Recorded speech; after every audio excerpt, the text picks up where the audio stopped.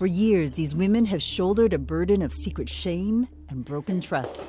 Now they're attempting to seek accountability together. It feels like I'm not alone anymore.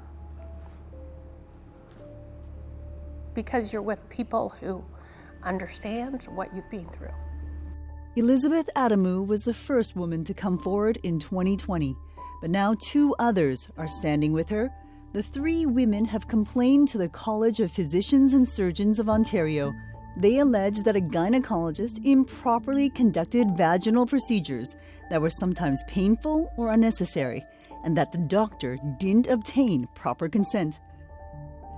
That physician is Dr. David Gerber, who has been practicing for almost 30 years. This isn't an issue of technique. This is a sexual violation that I'm alleging occurred to me. And I'm doing this as my civic duty to warn other women that there is no protection available to us. And the protection that does say that it's there, it's not functioning, it's broken. It's taken Candace Jones more than 5 years to speak publicly about her experience. I suffer from PTSD. I experience insomnia and nightmares, dissociation. There are times when I can't drive because my mind is so distracted. Through his lawyer, Dr. David Gerber says the examination techniques were routine and properly conducted. He accuses the women of coordinating to destroy his reputation. Allegations are ultimately always vigorously prosecuted. The CPSO, the body that oversees doctors in Ontario, has been investigating the complaints against Gerber for nearly 2 years. It has increased inspections of his clinic, but will not comment on his specific case. But the college does say it will act according to the evidence it finds. The allegations that are ultimately sent to the discipline committee, if there is a referral, are the allegations that the screening committee determines are most appropriate and can be established.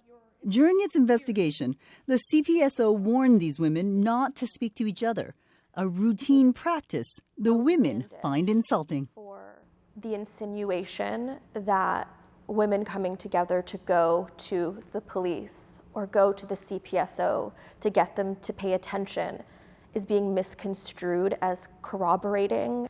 It's outlandish. After leaving her in the dark for months, the college then gave Jones just 7 days to turn over all emails and texts about Gerber or risk being charged with contempt of court. The isolation that is expected of us from the CPSO, that we cannot communicate with each other. We are not supposed to provide support to one another. It's for the integrity of the process. Exactly, for the integrity of the process.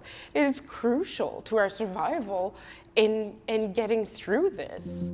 The women also want their claims investigated as sexual boundary violations. Under the CPSO's own policy, doctors should explain the scope of procedures and obtain consent before examination. Instead, the CPSO is pursuing their allegations as instances of dishonorable conduct.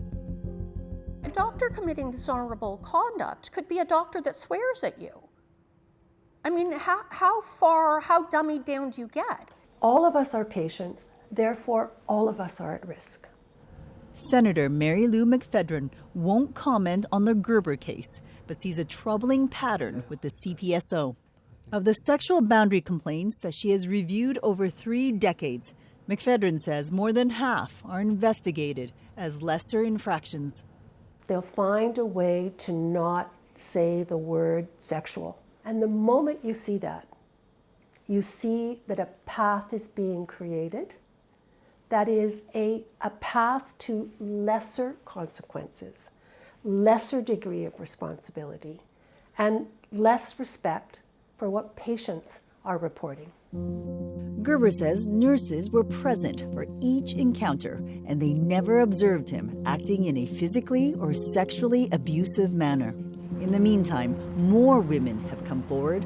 There are now at least 11 patients who have filed misconduct complaints against Dr. David Gerber.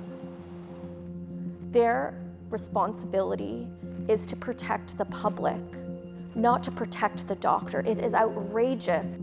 Just a few days ago, Jones learned the complaint she filed more than a year ago was dismissed. But the CPSO did say it would advise Gerber to ensure thorough patient consent and adequately prepare patients for the potential level of pain. As for the other two women, they're wondering how much longer they will have to wait to be heard. The college has yet to set a hearing date. Judy Trin, CBC News, Toronto.